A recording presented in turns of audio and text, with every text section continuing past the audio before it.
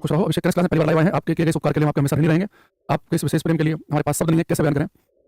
साक्षी आर्य करें good morning, Aditya करें good morning, साक्षी आर्य फिर से लिख रहे हैं राधे राधे, मेरे सचान करें गुड मॉर्निंग, मिस अनु करें गुड मॉर्निंग, नवनीत कुमार चौधरी, सुजीत, संजना, अंकित, मिस अनु, हंटर। ये सर ये चैप्टर का प्रैक्टिस कैसे करें भाई। हम तो जो भी पढ़ा रहे हैं सब क्वेश्चन की प्रैक्टिस कर रहे हैं साथ में, और बाकी मैं 7:30 बजे जो है सुबह 7:30 से 8 ये कैरेबल के एप्लीकेशन पर ही रेलवे जो प्रैक्टिस सेट चलते हैं उसमें क्वेश्चन की प्रैक्टिस कर रहा हूँ। और आज से तो हमने शुरू कर दिया, जो आपको भी चैप्टर कंप्लीट करा है उसी के क्वेश्चन की प्रैक्टिस कर रहे हैं, और मैंने आपको बताया भी था।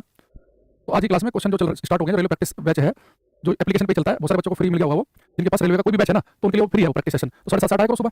सुनील, ताहिर, बजरंगी, सिंधु, सुनील, नितिन, सुजीत, एक साथ क्लास चलता है तो कोई नहीं कोई एक ले लो, एक बार मिल लिया करो। आज हम क्लास में पढ़ेंगे ग्रेविटेशन। अच्छा बताओ, सर्कुलर मोशन वाली जो क्लास है वो आपने पढ़ी नहीं पढ़ी है?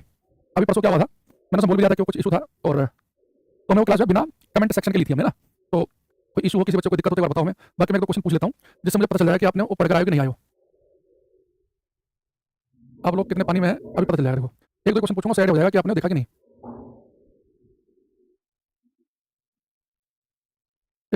नमस्कार। तो इसमें लिखा मैग्नीट्यूड ऑफ एक्सेलरेशन आ जाता है किसकी वजह से, सेंट्रीफ्यूगल बाहर की मोशन वाली क्लास में कराई गई, परसों वाली क्लास में है ना।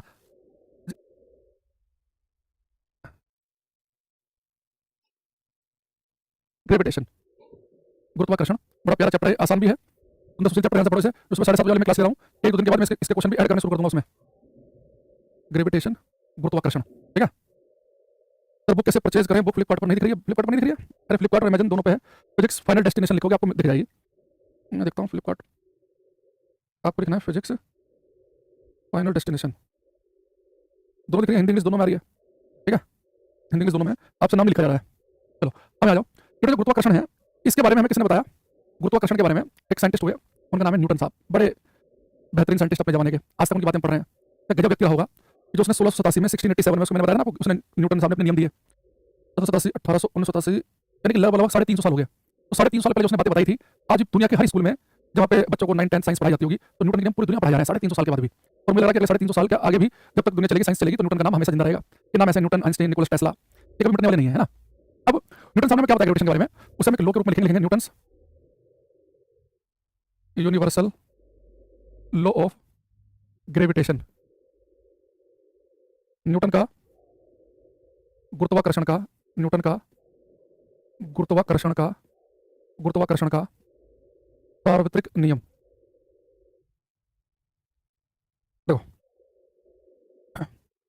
हाँ, बुक बाइलिंगुअल है, हिंदी की बुक अलग है, इंग्लिश की अलग है। हिंदी वाला वर्जन अलग है, इंग्लिश वाला अलग है। क्वेश्चन है केवल उसमें, क्वेश्चन की प्रैक्टिस के लिए वो ई बुक नहीं है, हार्ड कॉपी में है। अब आपको बुक का प्रचार करनी है तो क्लास पहले ध्यान सुनो क्या बता रहे हैं। देखो न्यूटन गुरुत्वाकर्षण में क्या बताया न्यूटन साहब ने, जब हमने पिछली क्लास में सर्कुलर मोशन पढ़ा, वृत्त गति, तो इस नियम की नींव वहीं से पड़ गई। भाई न्यूटन साहब ने हमारे से कहा कि ना तो कोई वस्तु खुद से चल सकती है, ना खुद से रुक सकती है, किसी वस्तु की स्टेट बदलनी, अवस्था बदलनी है तो कोई फोर्स, कोई बल चाहिए। ये उसने न्यूटन ने अपने पहले नियम में बताया, इसने लॉ ऑफ इनर्शिया भी कहा, जड़त्व का नियम, कि किसी वस्तु को अगर अपनी स्टेट बदलनी है तो आपको बाहर से कोई अनबैलेंस्ड असंतुलित बल लगाना पड़ेगा तो वस्तु की स्टेट बदल जाएगी। ये हमने याद कर लिया। फिर हमने देखा कि हमें बताया गया कि जितने भी ग्रह हैं, प्लैनेट हैं, सब सूर्य के चारों तरफ एक सर्कुलर पाथ में चक्कर काटते हैं, वृत्ताकार ऐसे सर्कुलर इलिप्टिकल में घूमते हैं, वैसे दीर्घवृत्ताकार पाथ पे। अभी मान लो कि सर्कुलर से पाथ मान लो से, अब सारे के सारे जो भी है ग्रह जो सूर्य के चक्कर काट रहे हैं। जब ग्रह सूर्य के चक्कर काटेंगे तो भाई उनकी डायरेक्शन तो पॉइंट बदल रही है। तो लोगों ने कहा कि भाई साहब न्यूटन आप अभी ये कह रहे थे कि कोई वस्तु ना खुद से चल सकती है, ना खुद से रुक सकती है, ना खुद से डायरेक्शन बदल सकती है। तो जब ग्रह सूर्य के चक्कर काटते हैं उनकी डायरेक्शन तो लगातार बदल रही है, तो फिर डायरेक्शन बदल कौन रहा है? इनकी अगर डायरेक्शन बदल रही है तो इनके ऊपर भी कोई ना कोई फोर्स, कोई ना कोई बल लग रहा हो तो डायरेक्शन बदल रही है। तो न्यूटन का बिल्कुल सही कह रहे हो, बिल्कुल सही पकड़े। जब कोई प्लैनेट सूर्य के चक्कर काटता है तो चक्कर काटते समय उसकी डायरेक्शन हर पॉइंट बदल रही है, और डायरेक्शन बदलने के लिए एक फोर्स चाहिए, उसको कहते हैं सेंट्रीपिटल फोर्स, अभिकेंद्र बल, जो हमने परसों क्लास में पढ़ा। अब जो सेंट्रीपिटल फोर्स है, जो अभिकेंद्र बल है, जिसकी वजह से डायरेक्शन बदल रही है लगातार, ये आ कहां से रहा है? न्यूटन ने कहा कि हो क्या रहा है कि अगर कहीं पर दो वस्तुएं हैं, कोई भी दो वस्तुएं हो, बस शर्त है कि उनके पास कुछ मास द्रव्यमान होना चाहिए, वो कुछ किलो की होनी चाहिए। तो अगर दो वस्तुओं के पास कुछ मास द्रव्यमान है तो उस द्रव्यमान की वजह से, उस मास की वजह से दोनों वस्तुओं के बीच में एक अट्रैक्शन पैदा होता है, एक दूसरे पर बल लगाते हैं, उसको कहते हैं गुरुत्वाकर्षण बल, ग्रेविटेशनल फोर्स। इस गुरुत्वाकर्षण बल की वजह से धरती जो सूर्य के चक्कर काट रही है, जितने भी ग्रह सूर्य के चक्कर काट रहे होते हैं तो उन्हें घूमने के लिए जो अभिकेंद्र बल चाहिए, घूमने के लिए जो सेंट्रीपिटल फोर्स चाहिए, वो कहां से मिल रहा है? गुरुत्वाकर्षण बल से मिल रहा है, जो ग्रहों और सूर्य के बीच में गुरुत्वाकर्षण बल लगता है उनके द्रव्यमान की वजह से, उसकी वजह से। तो लोगों ने कहा डिटेल में बताओ इसके बारे में थोड़ा सा तो मजा आ जाए। उन्होंने ठीक है, उन्होंने कहा कि मान लो ये कोई दो ऑब्जेक्ट हैं, एक ये, बस शर्त है कि इनके पास कुछ मास द्रव्यमान होना चाहिए। ये धरती एप्पल भी हो सकता है, ये धरती सूर्य भी हो सकता है, धरती चांद भी हो सकता है, ये धरती पत्थर भी हो सकता है। अगर दो वस्तुओं के पास मास है, मान लो कि m1 m2, और उनके बीच की जो दूरी है वो है r, तो इनके बीच में एक फोर्स लगेगा, उसको गुरुत्वाकर्षण बल कहेंगे। ये गुरुत्वाकर्षण बल कब कम लगेगा, कब ज्यादा लगेगा, किस फैक्टर पर डिपेंड करता है, ध्यान समझना। उन्होंने कहा कि जो गुरुत्वाकर्षण बल है ये दोनों वस्तुओं के द्रव्यमान के गुणनफल के, दोनों वस्तुओं के मास के प्रोडक्ट के होता है समानुपाती। द्रव्यमान के गुणनफल के समानुपाती का मतलब ये है कि दोनों वस्तुओं के मास के मल्टीप्लाई करेंगे तो जितना बड़ा नंबर आएगा उनके बीच में उतना ज्यादा फोर्स लगेगा। यानी अगर मैं आपसे कहूं कि धरती और एप्पल के बीच में ज्यादा स्ट्रॉन्ग ग्रेविटेशनल फोर्स काम करेगा कि धरती सूर्य के बीच में, तो आपको धरती सूर्य के मास के मल्टीप्लाई करेंगे तो बड़ा नंबर आएगा, धरती और एप्पल की करेंगे तो उतना बड़ा नंबर नहीं आएगा। तो दो वस्तुओं के मास की मल्टीप्लाई करके जितना बड़ा नंबर आए उनके बीच में उतना बड़ा फोर्स लगेगा। जैसे मैं आपसे कहूं कि एक वस्तु 10 किलो की है और 3 किलो की है, उतनी दूरी पर एक 12 किलो की है, और एक 2 किलो के, तो इनके बीच में स्ट्रॉन्ग फोर्स लगेगा। सेम डिस्टेंस में 10 और 3 है और 12 और 2 है, तो अब m1 m2 को मल्टीप्लाई करो, 10 या 30 आएगा यहाँ, या 12 दूनी 24 आएगा, यानी पहले वाले केस में ज्यादा स्ट्रॉन्ग फोर्स लग रहे होंगे इनके बीच में। दूसरा मैंने कहा कि दो वस्तुओं के बीच में गुरुत्वाकर्षण बल लगते हैं, दोनों वस्तुओं के द्रव्यमान के गुणनफल के समानुपाती हैं, उनके मास के प्रोडक्ट के प्रोपोर्शनल है। दूसरा, उनके जो बीच की दूरी है उसके स्क्वायर के होते हैं इनवर्सली प्रोपोर्शनल, दूरी के वर्ग के होते हैं व्युत्क्रमानुपाती। यानी कि अगर दोनों वस्तुएं नजदीक होंगी तो फोर्स ज्यादा लग रहे होंगे, दूर होंगी तो कम लग रहे होंगे। दो वस्तुओं के बीच में लगने वाले जो बल हैं वो केवल उनके बीच की दूरी क्या है उस पर डिपेंड करते हैं, और उनके द्रव्यमान का, उनके मास का गुणनफल कितना बड़ा नंबर आएगा उस पर डिपेंड करते हैं। अच्छा, अब मेरे पास में दो क्वेश्चन बनी, अब इन दोनों को मैं मिला दूं। अच्छा, उससे पहले सेकंड वाले क्वेश्चन से बड़ा इंपॉर्टेंट क्वेश्चन देखना, ये आपको प्रीवियस में कई बार दिखाई देगा। मेरा क्वेश्चन आपसे ये है, ये दो वस्तुएं हैं, एक का मास m1, एक का m2, ये r दूरी पे है, अगर इनके बीच की दूरी डबल कर दी जाए, मास तो वही है, बस दूरी डबल कर दी जाए, तो इनके बीच में लगने वाले फोर्स पहले से कितने गुना रह जाएंगे ये आपको बताना है। अगर दो वस्तुओं के बीच की दूरी पहले से डबल कर दी जाए तो उनके बीच में लगने वाले गुरुत्वाकर्षण बल पहले से कितने गुना हो जाएंगे आपको बताना है। ठीक है गुप्ता जी, थैंक यू आपके सुंदर सोचे शब्दों के लिए। बाकी बच्चे क्वेश्चन करो, अगर दो वस्तुओं के बीच की दूरी डबल कर दी जाए तो फोर्स पहले से कितने गुना रह जाएंगे। अमित राज, अभिषेक दोनों ने बढ़िया आंसर दिया एकदम, जो हम सुनना चाह रहे थे, देखना चाह रहे थे। देखो आपने कहा सर दूरी डबल करने पर फोर्स कितने गुना रह जाएंगे, तो सर फोर्स तो दूरी पे कैसे डिपेंड करते हैं, फोर्स दूरी के वर्ग के, दूरी के स्क्वायर के होते हैं इनवर्सली प्रोपोर्शनल। तो दूरी आपने कर दी डबल, दूरी तो फॉर्मूला में नीचे लिखा हुआ है, दूरी आपने डबल कर दी तो दूरी पे स्क्वायर भी है, तो डबल पे स्क्वायर भी होगा, यानी कि फोर्स पहले से 1/4 रह जाएंगे, 1/4। ये क्वेश्चन के बार आ चुका है कि दूरी अगर डबल कर दी जाए तो फोर्स पहले से 1/4 रह जाएंगे, 1/4 रह जाएंगे। आदित्य, सुनीता, अभिषेक का सही है, ये सुनील कुमार यादव और मिस अनु इन दोनों गलत है। चलो एक दो बच्चों के हालात देखकर मैं लगा कि दो क्वेश्चन और पूछना पड़ेगा। अगर मैं आपसे कहूं कि दो वस्तुओं के जो बीच की जो दूरी है अगर वो पहले से 1/3 कर दें, 1/3, तो उनके बीच में लगने वाले फोर्स पहले से कितने गुना रह जाएंगे। अगर दूरी 1/3 कर दें तो फोर्स पहले से कितने गुना रह जाएंगे, इस बार गलत नहीं करना है। आदर्श तिवारी का भी गलत था पिछला क्वेश्चन। मोहम्मद इमरान, संजू कुमार का ठीक था एकदम।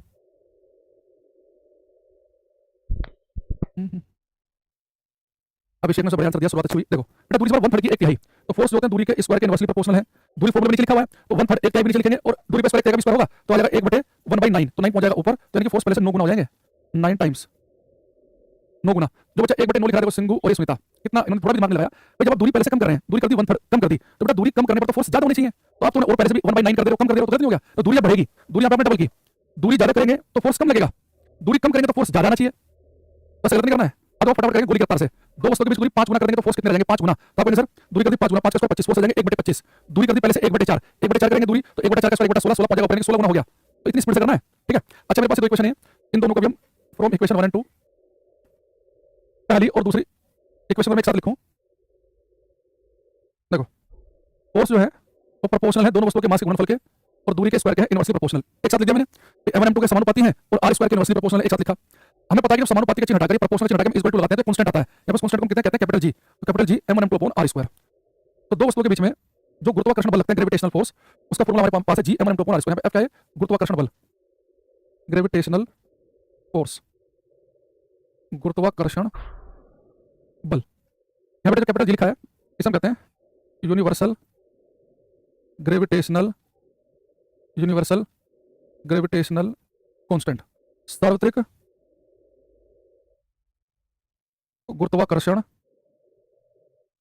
नियतांक, यूनिवर्सल ग्रेविटेशनल कांस्टेंट। और जो कैपिटल जी होता है इसकी वैल्यू होती है 6.67 गुणा 10 की power -11 newton metre square upon kilogram square. Capital G के लिए बहुत पूछे अभी टेक्नीशियन ग्रेड 3 में कम से कम 5 से 6 पेपर में, पिछली बार जो हुआ था टेक्नीशियन ग्रेड 3 पेपर, तो गुरुत्वाकर्षण नियतांक का मान होता है 6.67 गुणा 10 की power -11 newton metre square upon kilogram square. Capital G है जो 9.8 होता है स्मॉल जी होता है, इसके बारे में डिटेल बात करेंगे इस चैप्टर में। अभी जो कैपिटल जी है इसे मैंने कहा यूनिवर्सल ग्रेविटेशनल कांस्टेंट, सार्वत्रिक गुरुत्वाकर्षण नियतांक। सार्वत्रिक का मतलब है यूनिवर्सल का मतलब है कि पूरे ब्रह्मांड में, पूरे यूनिवर्स में जो कैपिटल जी है इसकी वैल्यू फिक्स है। आप धरती बैठो, चांद बैठ जाओ, अमेरिका में बैठे हो, धरती पे अफ्रीका में बैठे हो, आप बैठे हैं मंगल ग्रह पे, बृहस्पति ग्रह पे, कहीं घूमो पूरे ब्रह्मांड में कैपिटल जी का मान फिक्स है 6.67 गुणा 10 की पावर -11। पाई की वैल्यू फिक्स होती है ना 22/7, बिल्कुल एक फिक्स कांस्टेंट है, इसकी वैल्यू बदलेगी नहीं समय के साथ, यूनिवर्सल कांस्टेंट है, पूरे यूनिवर्स पूरे ब्रह्मांड में फिक्स रहेगी। तो फिक्स वैल्यू है पाई की वैल्यू कितना 22/7 की तरह फिक्स वैल्यू। तो स्मॉल जी होता है ना इसकी वैल्यू 9.8 होती है, जिसे हम पढ़ाएंगे आपको चैप्टर में तो बताएंगे। इसकी वैल्यू फिक्स नहीं है, इसके लिए इंडिया में कुछ हो रहा है, अमेरिका में कुछ हो रहा है, चांद पे कुछ हो रहा है, मंगल पे कुछ हो रहा है, बृहस्पति ग्रह पे कुछ हो रहा है, तो जो स्मॉल जी होता है इसकी वैल्यू बदलती है। अभी हम कैपिटल जी की बात करेंगे क्लास में, तो कैपिटल जी पे फोकस करेंगे, इसकी वैल्यू समय के साथ नहीं बदलती, मतलब जगह के हिसाब से नहीं बदलती है, ठीक है। दूसरी चीज, अब ये हमारे पास में ये जो फॉर्मूला आया capital G m1 m2 upon r square, ये सीपीओ के पेपर में क्वेश्चन आया, एसएससी का एग्जाम लेता है दिल्ली पुलिस वाला सीपीओ का, उसमें उसने कहा कि ये जो फॉर्मूला है g m1 m2 upon r square ये किन वस्तुओं पर लागू होता है, ये फॉर्मूला हम किन ऑब्जेक्ट पर लगा सकते हैं। ये फॉर्मूला केवल और केवल हम तभी लगा सकते हैं अगर हम ऑब्जेक्ट का साइज बिल्कुल पॉइंट के बराबर माने, यानी हम पॉइंट साइज बिंदु द्रव्यमान यानी कि पूरा जो पार्टिकल है वो एक पॉइंट के बराबर माने, तभी इस फॉर्मूले को अप्लाई करेंगे। बड़ी एक्सटेंडेड बॉडी पे अप्लाई नहीं कर सकते, ये बिंदु द्रव्यमानों के लिए है। आप क्या कैसे कर रहे हो, ये फॉर्मूला हम धरती सूरज के बीच में लगाते हैं, भैया धरती और सूरज के बीच की दूरी है 15 करोड़ किलोमीटर, तो इतनी बड़ी दूरी के सामने इनका साइज हम पॉइंट के बराबर मान सकते हैं, तभी ये फॉर्मूला लगा रहे हैं। तो ये फॉर्मूला केवल तभी वैलिड है अगर वस्तु का जो साइज है उसे हम बिल्कुल पॉइंट के बराबर मान सकें, या तो पहले से पॉइंट साइज पार्टिकल हो या उनके बीच की दूरी इतनी ज्यादा हो कि हम उसे पॉइंट के बराबर एज्यूम कर सकें। अब मान लो कि एक इतना बड़ा 100 किलो का पत्थर इतना बड़ा मैंने रख दिया और उसे 2 मीटर दूर इतना बड़ा रख दिया, तो फिर फॉर्मूला काम नहीं करेगा। ये फॉर्मूला अप्लाई होता है पॉइंट मासेस के लिए, बिंदु द्रव्यमानों के लिए, या फिर आप गोलाकार पिंडों के लिए अप्लाई कर सकते हैं उनके बीच की दूरी बहुत ज्यादा हो। तो पॉइंट मास पे काम करता है। लेकिन बड़ी बड़ी बॉडी हो तो उनमें अप्लाई करने के लिए हमने एक तरीका बना रखा है। एक तरीका होता है सेंटर ऑफ मास, द्रव्यमान केंद्र। उस केस में मान लेते हैं जो पूरी की पूरी बॉडी है, हम मान लेते हैं कि इसका मास एक ही पॉइंट पर रखा हुआ है, उसे हम द्रव्यमान केंद्र कहते हैं, वहां पे अप्लाई कर देते हैं। उसमें थोड़ा अलग मैथमेटिक्स यूज करते हैं। अभी पेपर के लिए ये फॉर्मूला हम केवल किस ऑब्जेक्ट पर अप्लाई कर सकते हैं? बिंदु द्रव्यमानों के लिए या बड़ी गोलाकार पिंडों पे अप्लाई कर सकते हैं, और उनके बीच की दूरी बहुत ज्यादा हो, क्योंकि दूरी बहुत ज्यादा होगी तो हम पॉइंट के बराबर ही मान सकते हैं। क्या लिखेंगे? This formula is valid for point masses and spherical bodies if distance between them is very large। Hindi में लिखेंगे, यह सूत्र बिंदु द्रव्यमानों के लिए वैध है। यह सूत्र बिंदु द्रव्यमानों के लिए वैध है। यह सूत्र बिंदु द्रव्यमानों के लिए वैध है और गोलाकार पिंडों के लिए भी यदि इनके बीच की दूरी बहुत अधिक हो। तो यह सूत्र बिंदु द्रव्यमानों के लिए वैध है और गोलाकार पिंडों के लिए भी, अगर उनके बीच की दूरी क्या हो, बहुत अधिक हो। ठीक। अच्छा, दूसरी चीज, बेटे जो गुरुत्वाकर्षण बल है, जो दो वस्तुओं के पास अगर द्रव्यमान मास है तो उनकी वजह से लगता है G m1/r²। अभी मैंने एक चीज बताई कि दो बिंदुओं के बीच में फोर्स लगेगा, फॉर्मूला G m1/r²। और यहां से मैंने क्या देखा कि दूरी डबल करने पर फोर्स 1 चौथाई रह जाएगा, आधी करने पर 4 गुना हो जाएगा, 5 गुना करने पर 1/25। और ये फॉर्मूला जब पॉइंट मास पर काम करता है बिंदु द्रव्यमानों पर, गोलाकार पिंडों पर भी काम करता है, उनके बीच की दूरी बहुत ज्यादा हो। अच्छा, अगर आपसे पूछे कि जो गुरुत्वाकर्षण बल है, ग्रेविटेशनल फोर्स है, इनके बारे में 1 बाय 1 कुछ पॉइंट लिखेंगे। अगर आपसे कहे कि गुरुत्वाकर्षण बल होता है, ग्रेविटेशनल फोर्स, ये वीक फोर्स है कि स्ट्रॉन्ग है? हम कहेंगे प्रकृति के यूनिवर्स के सबसे कमजोर बलों में से एक है, सबसे कमजोर बल। अगर मैं आपको इलेक्ट्रिसिटी चैप्टर पढ़ा दिया है, पढ़ाऊंगा, तो आप पढ़ेंगे न्यूक्लियर फोर्स, नाभिकीय बल। प्रकृति के सबसे स्ट्रॉन्ग फोर्स होते हैं, मजबूत न्यूक्लियर फोर्स, जो न्यूक्लियस नाभिक के अंदर रखते हैं, जो प्रोटॉनों और न्यूट्रॉनों को जोड़ करते हैं, वो सबसे स्ट्रॉन्ग है, जो न्यूक्लियस के अंदर काम करते हैं। ये जो ग्रेविटेशनल फोर्स है, ये होता है वीक, दुर्बल बल। इनसे कमजोर कोई बल ही नहीं। तो ये वीक फोर्स है, दुर्बल बल है, लेकिन ये खास बात क्या है कि हमेशा अट्रैक्टिव नेचर के होते हैं। दो वस्तुओं के बीच में हमेशा आकर्षण पैदा करेंगे। धरती के अट्रैक्शन से हमेशा एप्पल धरती की तरफ कोई गिरेगा, ऐसे नहीं होगा कि कभी 1 करोड़ में से या 1 खरब बार में से एप्पल धरती से दूर भाग जाए, नहीं। ये हमेशा अट्रैक्टिव नेचर के होते हैं, दो वस्तुओं के बीच में हमेशा अट्रैक्शन शो करते हैं। जबकि आपको पता है कि जो इलेक्ट्रिक फोर्स है, वैद्युत बल, वो तो रिपल्सिव भी हो सकते हैं, प्रतिकर्षित भी हो सकते हैं। अगर पॉजिटिव चार्ज नजदीक लेके जाए तो दूर भाग जाएंगे। मैग्नेटिक फोर्स, चुंबकीय बल, नॉर्थ पोल नजदीक लेके जाए तो दूर भागेंगे। तो magnetic force, electric force repulsive भी होते हैं नेचर में, प्रकृति उनकी, लेकिन ग्रेविटेशनल फोर्स हमेशा अट्रैक्टिव नेचर के होते हैं। तो लिखेंगे gravitational force is weak and attractive force. गुरुत्वाकर्षण बल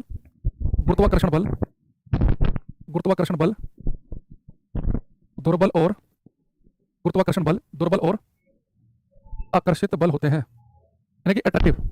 ये रिपल्सिव नहीं होंगे, ध्यान रखना इस बात को। दूसरी चीज, जो ग्रेविटेशनल फोर्स है, अगर कोई आपसे कहे ये छोटी दूरी पे काम करता है कि बड़ी दूरी पर, आप क्या बताओगे? आप बोलोगे सर गुरुत्वाकर्षण बल जो है, ये छोटी से लेकर बड़ी से बड़ी हर दूरी के लिए यूनिवर्सल है। ये यूनिवर्सली काम करेंगे। धरती सूरज के बीच में काम कर रहे हैं, धरती एप्पल के बीच में काम कर रहे हैं, ये हर डिस्टेंस के लिए हैं, शॉर्ट और लॉन्ग दोनों के लिए। जबकि जो न्यूक्लियर फोर्स नाभिक के बल है, जो नाभिक के अंदर लगते हैं, न्यूक्लियस के अंदर लगते हैं, वो शॉर्ट रेंज होते हैं, वो छोटी दूरी में काम करते हैं। ये हर डिस्टेंस पे काम करते हैं, शॉर्ट और लॉन्ग दोनों पे। लिखेंगे gravitational forces are universal they are valid for all distances.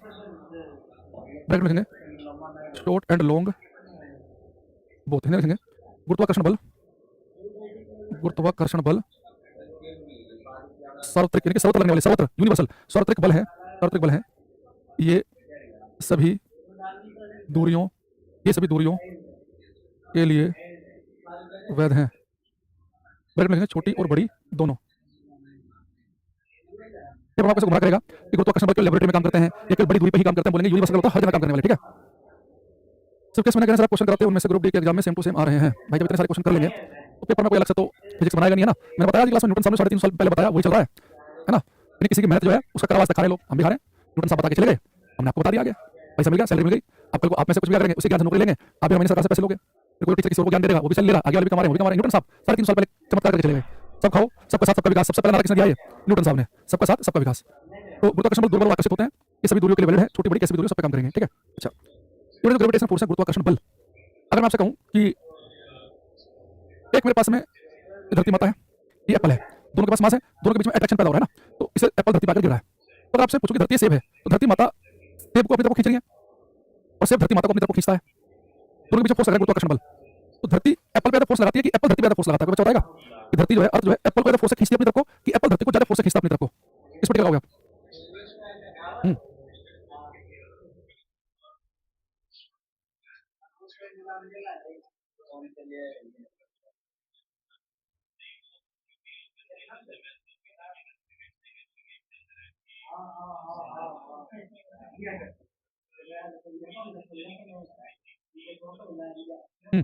Aditya प्रतिकूल से क्या देखो, हमने न्यूटन साहब का थर्ड लॉ पढ़ा था, न्यूटन का गति का तीसरा नियम एक्शन रिएक्शन लॉ। न्यूटन ने हमारे से क्या बताया था कि जितना फोर्स पहली वस्तु लगाती है दूसरी पर, हमेशा उतनी दूसरी लगाएगी पहली पर। आपको पता है धरती जितने फोर्स से एप्पल को अपनी तरफ खींच रही है, दम लगा रही है एप्पल पे, एप्पल भी ठीक धरती को उतनी फोर्स लगाता है।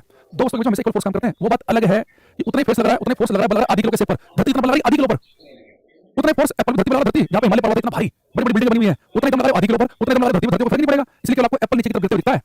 इस यूनिवर्स में कहीं पर भी हमेशा याद रखना, जब भी एक वस्तु दूसरे फोर्स लगाएगी ठीक दूसरी भी पहले पर उतनी फोर्स लगाती है। न्यूटन का third law action reaction law हमेशा फॉलो होगा।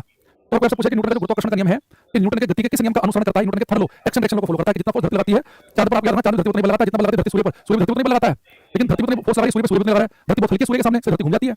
इक्वल फोर्स काम करते हैं। गलत करने के लिए आता है क्वेश्चन ये, जब आप लिखेंगे Newton law of gravitation, law of gravitation, law of gravitation follows Newton's third law of motion. Newton's law of gravitation follows Newton's third law of motion. Hindi में लिखेंगे न्यूटन का गुरुत्वाकर्षण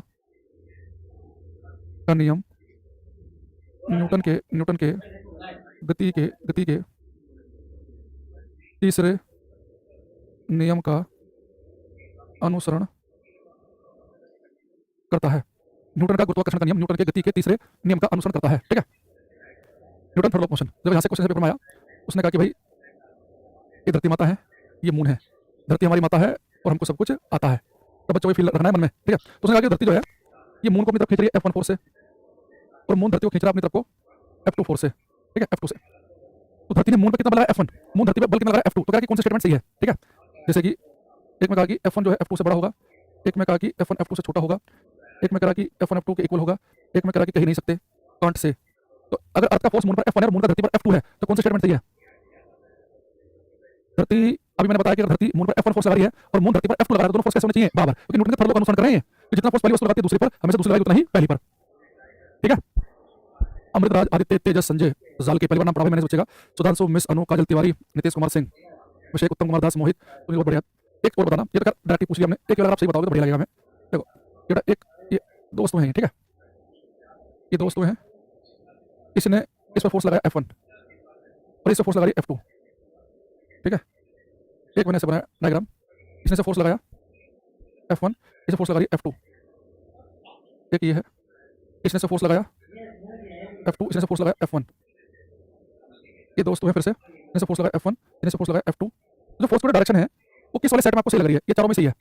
दो वस्तु एक दूसरे को बल लगाएंगे, इक्वल तो होंगे और अपोजिट होंगे, इक्वल और अपोजिट होंगे। तो कौन सा वाला डायरेक्शन सही है? पहले वाले केस में सही लगा मैंने, दूसरे में, तीसरे में कि चौथे में?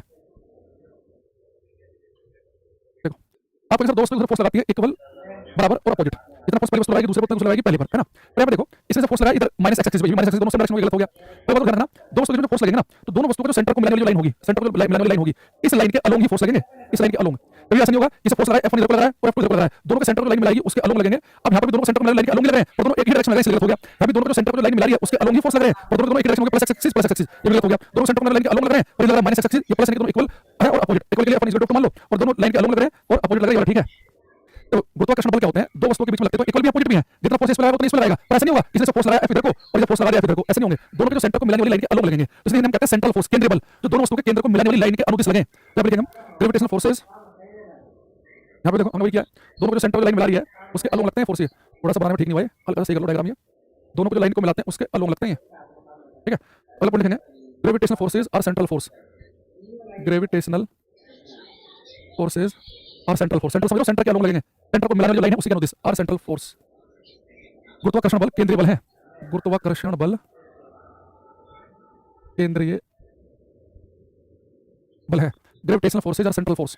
दूसरा एक बड़ा जो ध्यान रखना, फोर्स को हम एक तरीके से और बांटते हैं, हम बोलते हैं कंजर्वेटिव फोर्स या नॉन कंजर्वेटिव, संरक्षी बल या असंरक्षी। कंजर्वेटिव और नॉन कंजर्वेटिव की कैटेगरी में नॉन कंजर्वेटिव पहले समझो, असंरक्षी बल होते हैं जो इस बात पर डिपेंड करते हैं कि आपने कौन सा रास्ता अपनाया, उस फोर्स के द्वारा कितना कार्य किया जाएगा और रास्ते पर निर्भर करता हो।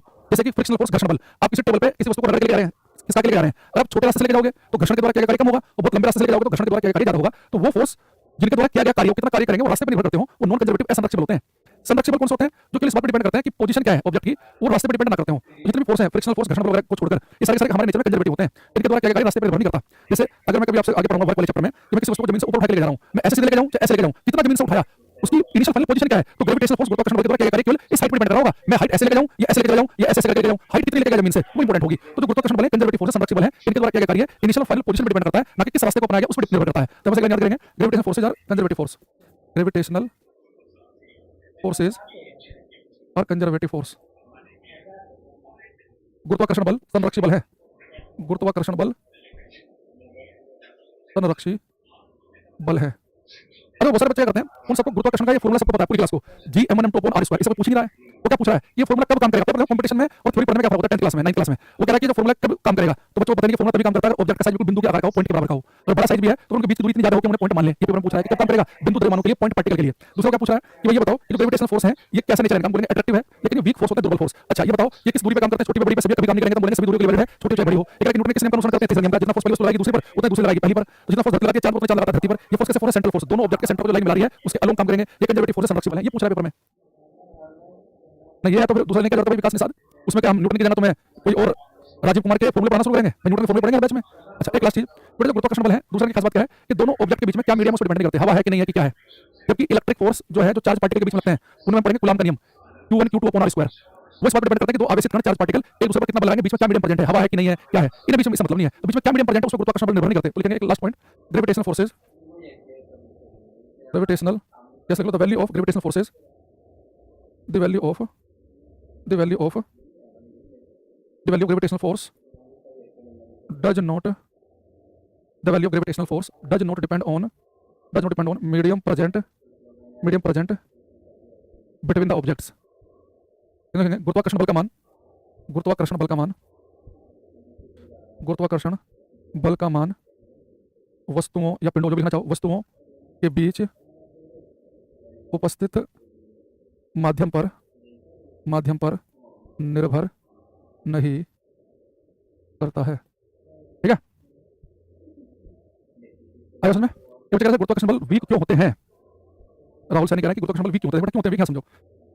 दो वस्तुओं के बीच में गुरुत्वाकर्षण बल लगता है, इसका फॉर्मूला है G(m1m2 upon r²। अब एक काम करते हैं, चलो गुरुत्वाकर्षण बल का मान निकालते हैं। मान लो कि मुझे गुरुत्वाकर्षण बल चेक करना है, मेरे पास मास है, मान लो कि मैं 90 किलो का हूं और मेरे सामने मान लो कि एक पत्थर रखा है ये 20 किलो का है, तो मैं अपने और पत्थर के बीच के में जो गुरुत्वाकर्षण बल लग रहा है उसकी वैल्यू निकालना चाह रहा हूं। तो होगा क्या, मैं अपना मास पुट करूंगा यहाँ पे 90 किलो, यहाँ तक कोई समस्या नहीं है, पत्थर का मास लग गया 20 किलो, 90 गुना 20 हो गया, मान लो मेरे पत्थर के बीच की दूरी है 1 मीटर, उसका स्क्वायर भी कर दे, कोई दिक्कत नहीं है। लेकिन जैसे मैं कैपिटल जी की वैल्यू पुट करूंगा होगा क्या, कैपिटल जी का मान कितना है 6.67 गुना 10 की पावर -11।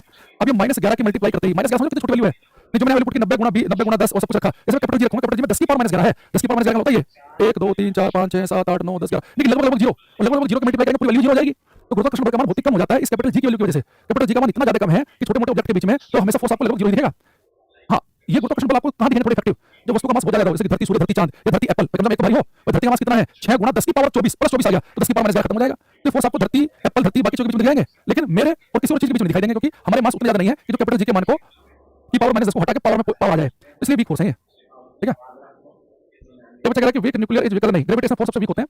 प्रकृति का सबसे प्रबल बल जो होता है न्यूक्लियर फोर्स, नाभिकीय बल।